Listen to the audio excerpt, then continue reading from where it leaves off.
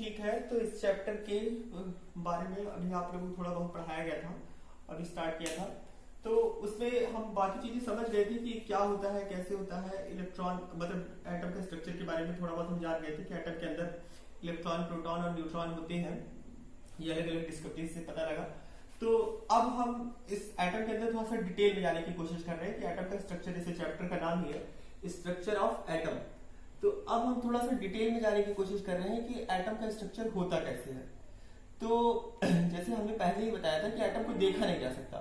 जितने भी आज तक के डिवाइसेस बने हैं या अभी भी जो डिवाइसेस हैं हमारे पास, उसमें से किसी से भी एटम को देखा नहीं जा सकता। बस एक आइडिया लगाया जा सकता है कि हाँ हो सकता है कि एटम का शेप इस तरह का हो, इस तरह का हो, मगर उसे देखा नहीं जा सकता।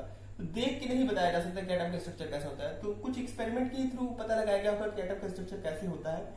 तो उसी के बारे में तो यहाँ पे सबसे पहले हम एटम डिस्कवरी से या एक्सपेरिमेंट से ये पता लगा कि एटम के अंदर भी कुछ पार्टिकल्स होते हैं जिन्हें सब एटॉमिक पार्टिकल कहा जाता है। सब एटॉमिक पार्टिकल, अब इसमें मेनली 3 पार्टिकल होते हैं। एक होता है इलेक्ट्रॉन, प्रोटॉन और न्यूट्रॉन। इलेक्ट्रॉन, प्रोटॉन, न्यूट्रॉन, थोड़ा बहुत आपको बेसिक जानकारी होगी। इलेक्ट्रॉन नेगेटिवली चार्ज होता है, प्रोटॉन पॉजिटिवली चार्ज होता है और न्यूट्रॉन अनचार्ज होता है, उसके ऊपर कोई चार्ज नहीं होता।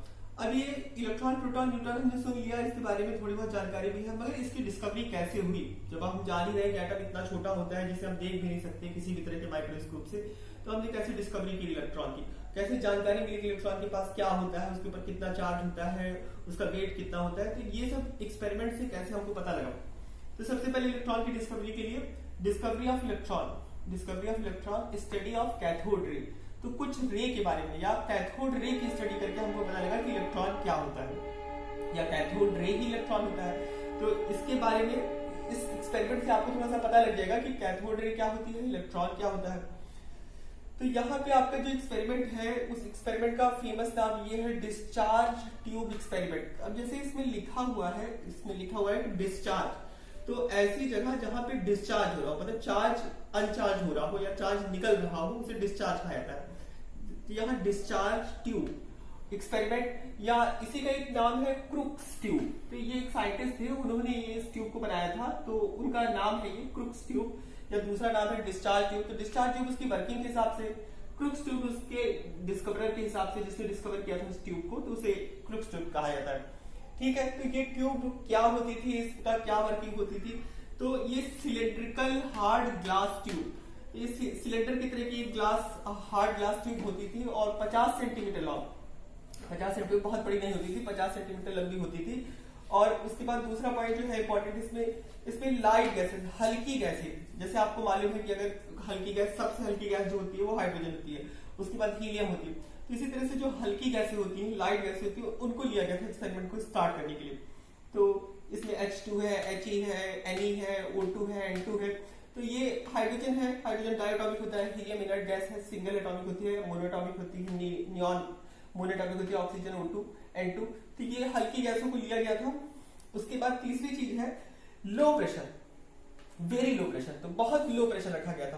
तो यहाँ पे लिखा है 10⁻²² mm। अब ये 10⁻² mm का मतलब क्या होता है, तो प्रेशर का जो मेजरमेंट किया जाता है, बैरोमीटर एक डिवाइस होता है, तो उसके हिसाब से जो एटमॉस्फेयर का प्रेशर होता है वो होता है आपका 760 mm।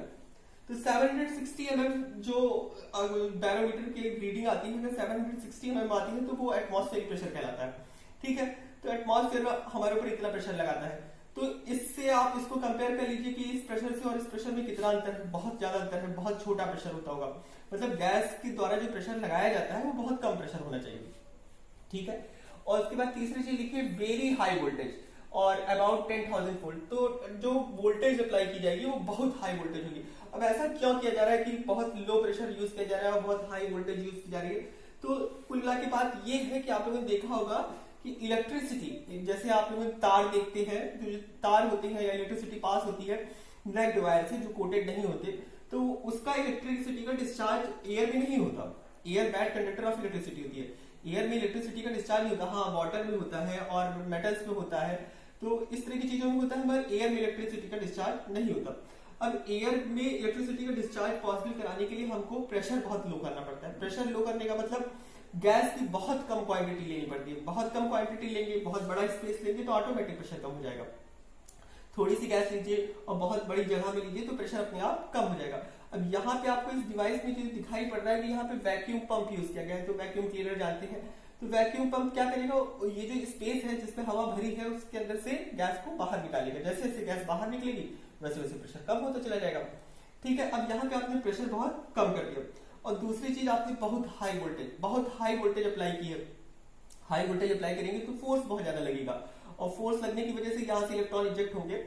तो यहाँ पे हाई वोल्टेज और बहुत लो प्रेशर पे जब हम लगाते हैं तो ये जो गैसेस होती है, जो नॉन कंडक्टर ऑफ इलेक्ट्रिसिटी होती है, वो भी कंडक्ट करना चालू कर देती हैं। अब इसमें आगे क्या होता है, कैसे होता है, तो यहाँ पे जो चीजें मेन पॉइंट थी वो आपको बताए गए हैं।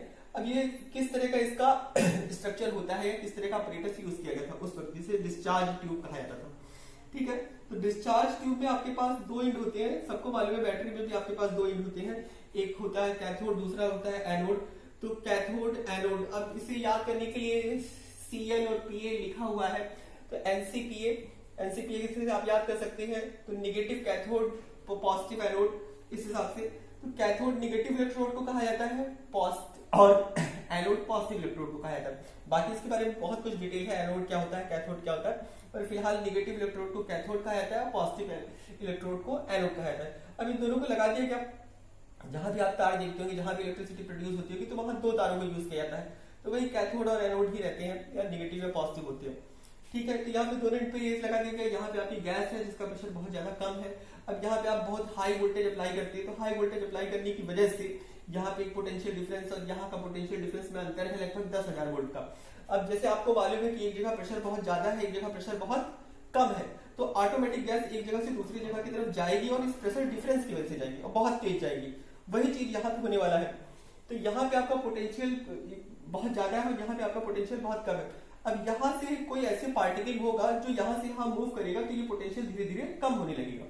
तो वो कौन सा पार्टिकल है, कहाँ कैसे मूव करेगा, तो यहाँ पे इन दोनों के बीच में जो चीज भरी हुई है वो है गैस भरी हुई है। अब होता क्या है कि बहुत ज्यादा पोटेंशियल लगाने की वजह से यहाँ से ये जो नेगेटिव टर्मिनल है, यहाँ से इलेक्ट्रॉन निकलना चालू होते हैं। यहाँ से इलेक्ट्रॉन ऐसे बीम की तरह, अब जैसे हमने डॉट डॉट दिखाया है, मगर ये एकदम सीधी स्ट्रेट लाइन, ऐसे सीधा, ऐसे सीधे सीधे एक स्ट्रेट लाइन में कुछ बीम टाइप की निकलती है। अब ऐसा नहीं है कि बीम दिखाई पड़ने लग जाती है, ये बीम इनविजिबल होती है, दिखाई नहीं पड़ती। अब ये ऐसे सीधे निकलती है और इधर की तरफ जाती है। अब यहाँ पे आप थोड़े से छोटे छोटे छेद बना लीजिए, ये एनोड है, यहाँ छोटे छोटे छेद बना लीजिए। अब ये छोटे छोटे छेद से जब ये इलेक्ट्रॉन पास होंगे, या ये जो बीम है ये पास होगी, तो ये इधर की तरफ टकराएगी। इतनी बात सिंपल सी है।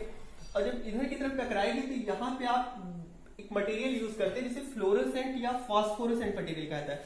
फ्लोरोसेंट जैसे रेडियम आपने देखा होगा, या कुछ ऐसे मटेरियल होते हैं जिनपे कोई पार्टिकल टकराता है या चार्ज पार्टिकल टकराता है तो वो ग्लो प्रोड्यूस करते हैं। अब जैसे इस ट्यूब को अगर आप रिलेट करना चाहते हैं, तो पुराने जमाने की जो भी आपकी टीवी होती थी, कैथोड रे डिस्चार्ज ट्यूब, या उसमें पिक्चर ट्यूब खराब हो जाती, तो पिक्चर ट्यूब यही होती थी जिस पे आपको स्क्रीन पे डिस्प्ले होता था। तो वो ये ऐसे इलेक्ट्रॉन पीछे से इमिट किए जाते थे और वो स्क्रीन पे टकराते थे, और टकराने के बाद वो जो ग्लो प्रोड्यूस करते थे, उसी तरह की फिगर बनती थी हमारे पास।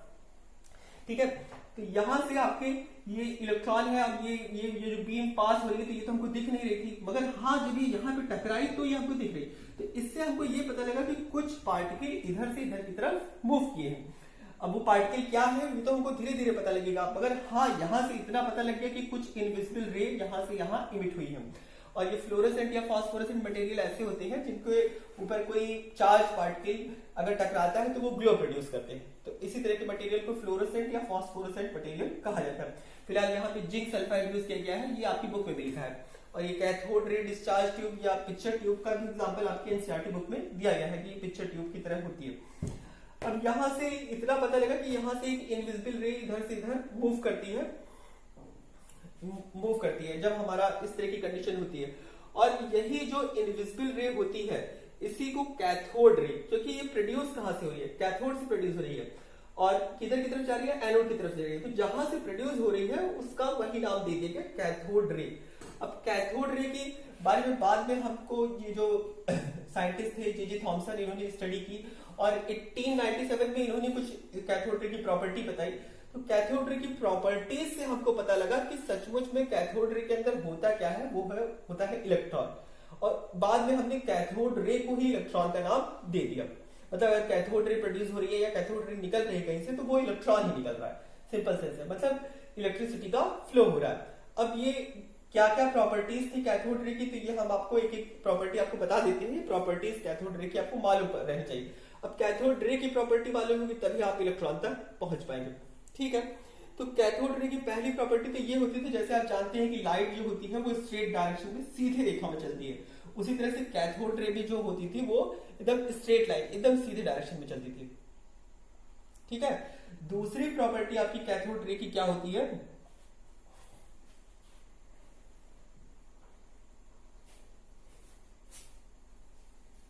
तो कैथोड रे विजिबल नहीं होती, ठीक है। तो पहली प्रॉपर्टी ये थी कि कैथोड रे स्ट्रेट लाइन में चलती है, जैसे सिंपल दिखाई पड़ रहा है कि यहाँ ये निगेटिव इलेक्ट्रोड से, जिसे कैथोड कहते हैं, कैथोड से एनोड की तरफ जा रही है, तो ये स्ट्रेट लाइन में जा रही है, चलिए ठीक है।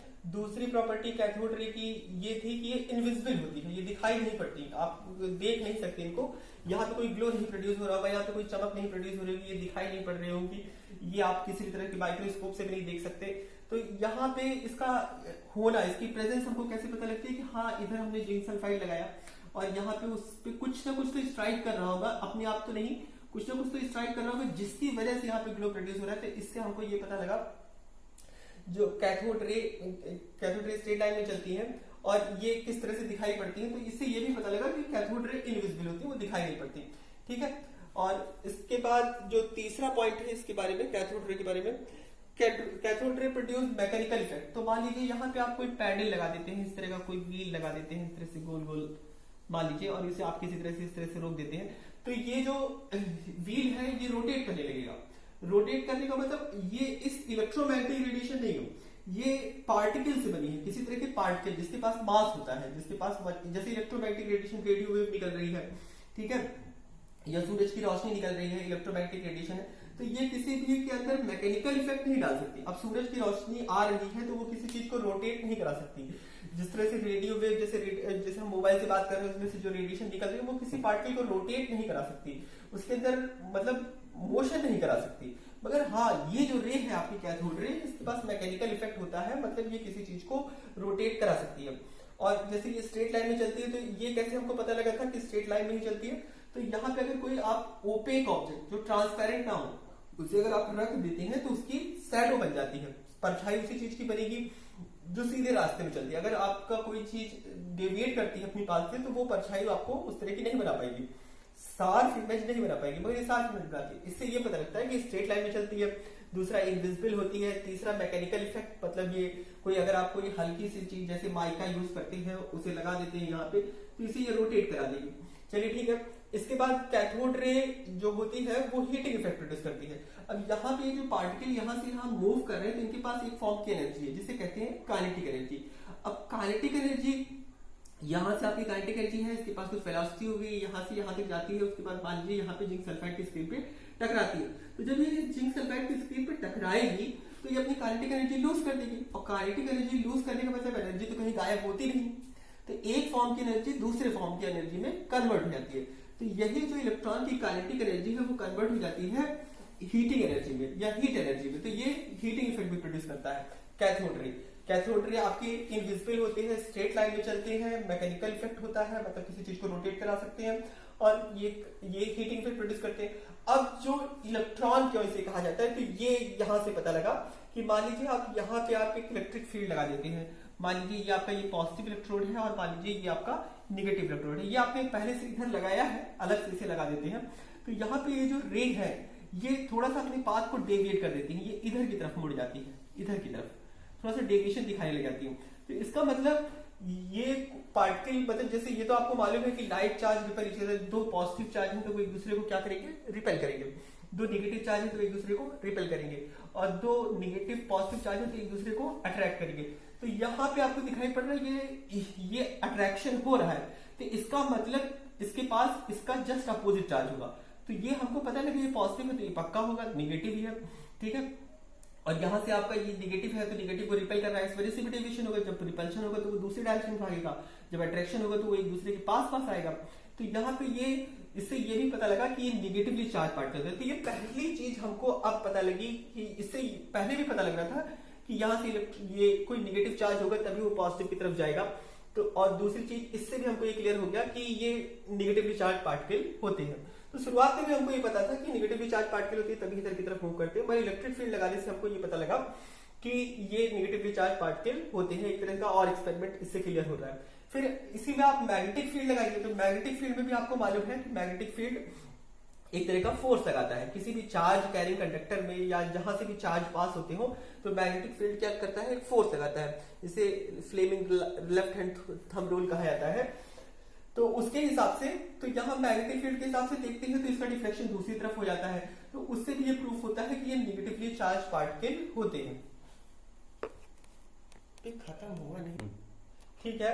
और जो इसकी आखिरी प्रॉपर्टी है, जो सबसे इंपॉर्टेंट प्रॉपर्टी है, तो कैथोड रे जो होती है वो इस पे नहीं डिपेंड करती, इस पे नहीं डिपेंड करती, इसके अंदर जो गैस होती है उस पर डिपेंड नहीं करती, ठीक है।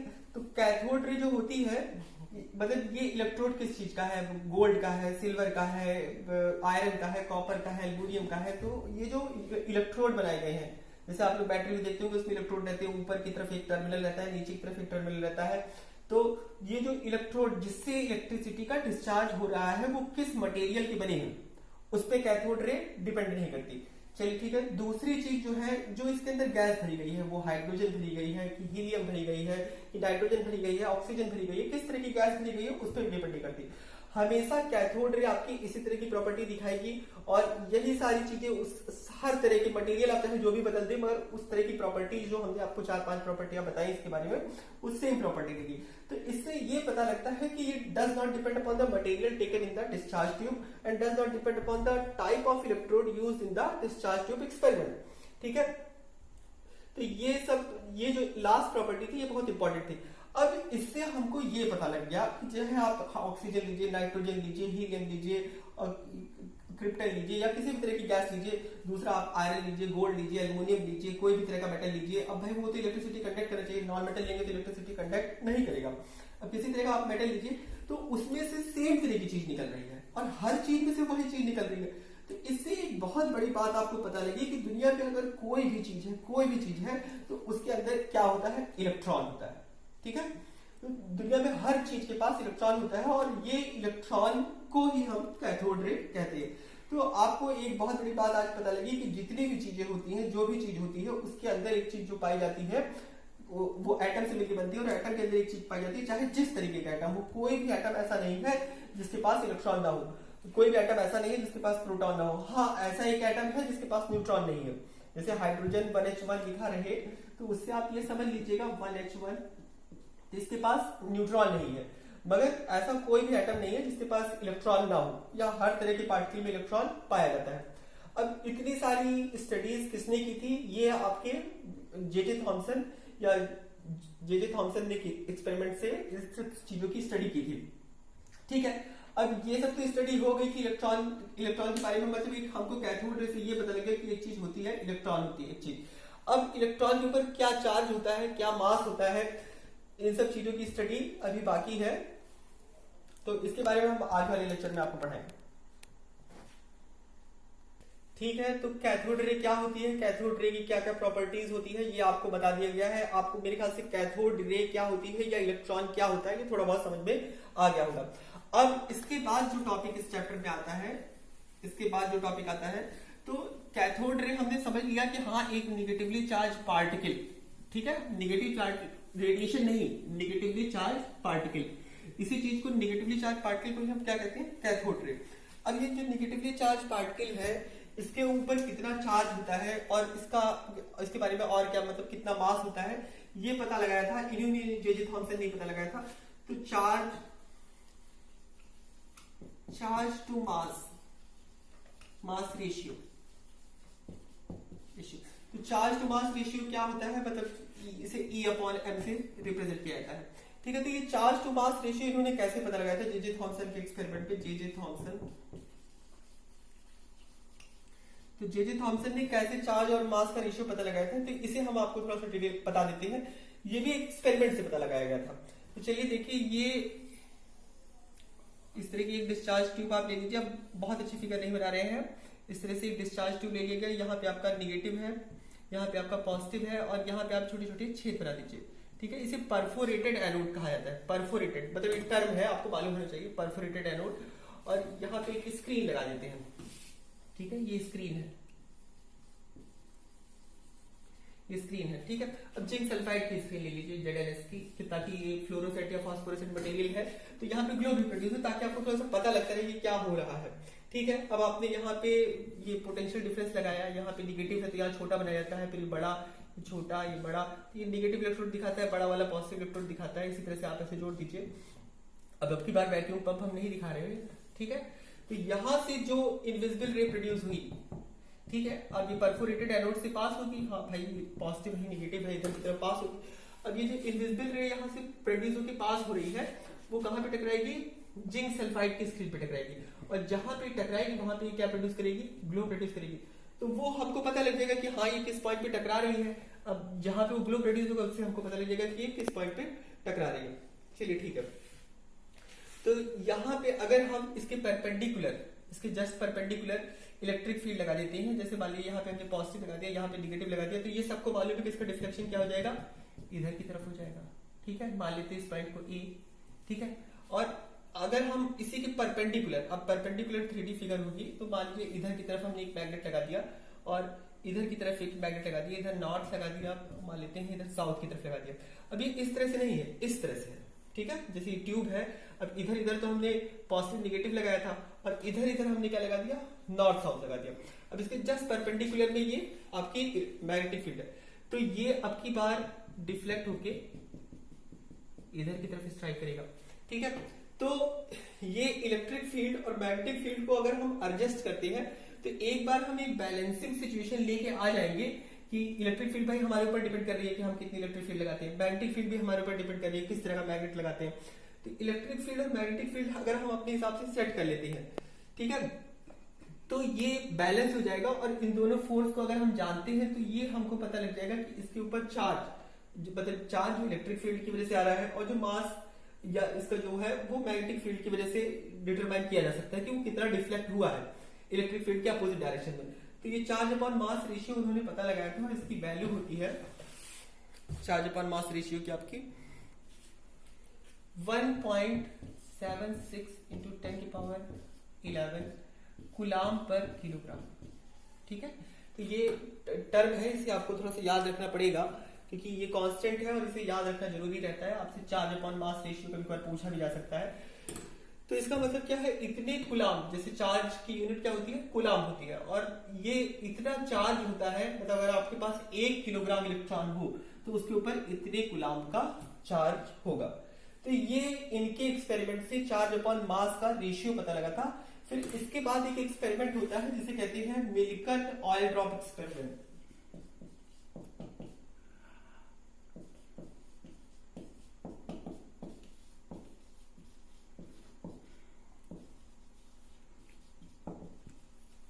मिल्कन ऑयल ड्रॉप एक्सपेरिमेंट, और मिल्कन ऑयल ड्रॉप एक्सपेरिमेंट से हमको पता लगता है, मिल्कन ऑयल ड्रॉप एक्सपेरिमेंट से हमको पता लगता है चार्ज इलेक्ट्रॉन तो कितना चार्ज होता है। देखिए हमने E/M का रेशियो पता लगा दिया इस एक्सपेरिमेंट से, यानी सेपरेटर से पता लगा दिया।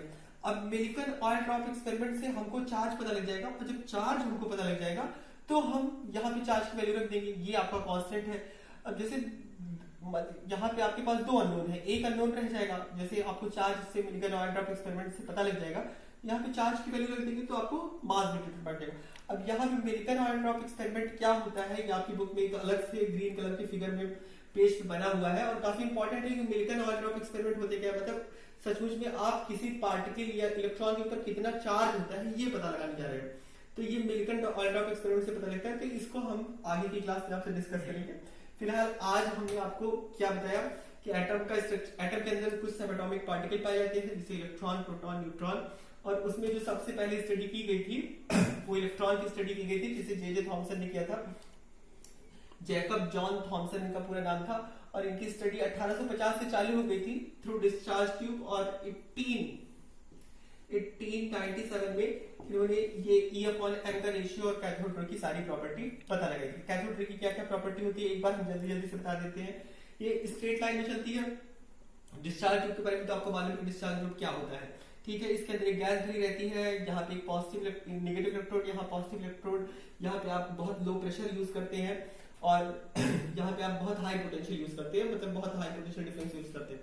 और इसके बाद ये इसमें से इनविजिबल रे प्रोड्यूस होती है, यहाँ पे जिंक सल्फाइड क्रिस्टल यूज करते हैं, तो इससे आपको पता लगता है, ठीक है। तो ये एक्सपेरिमेंट था, एक्सपेरिमेंट से इनको क्या क्या पता लगा कि ये जो कैथोड रे है वो स्ट्रेट लाइन में चलती है, ठीक है।